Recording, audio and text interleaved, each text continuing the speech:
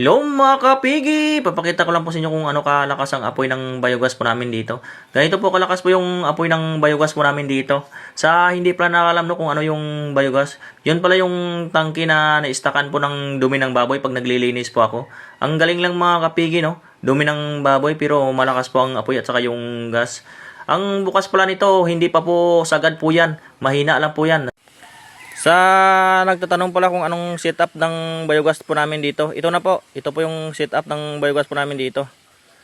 Napakalaki po ito. Ang laki po nito, ang lawak po nasa 6 meters po. Tapos ang lalim naman nasa 6 meters din po. Nakabaon po to sa lupa. Ang style po nito bilog po. Parang tangke ng tubig. Tapos dito naman po yung galing yung pinakita ko nakarang araw na apoy na sa biogas. Ito po yun, dito po galing. Yan. Ito po yung ginagamit ko na hose.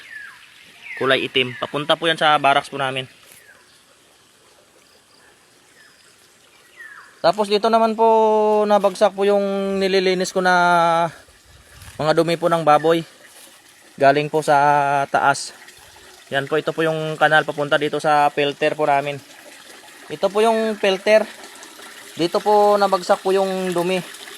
Tapos papasok dito sa loob. Parang tubig na lang po. May butas po yan sa ilalim. Papunta dun sa malaking tangke po. Yan. Tapos pag napuno naman ito ng dumi, nililimas po namin ito. Tinatanggal po namin. Tinatanggal po namin ang dumi.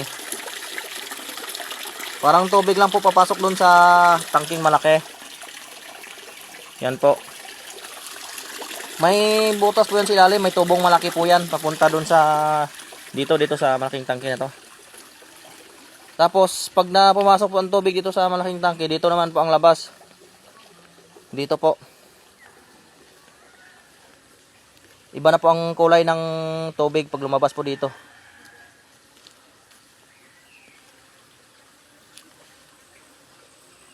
Yan. Sa nagtatanong pala no kung paano daw gumawa ng biogas, hindi po ako marunong po gumawa po nito. Ang gumawa po nito ay yung nagagawa po ng biogas. Wala po akong alam nito.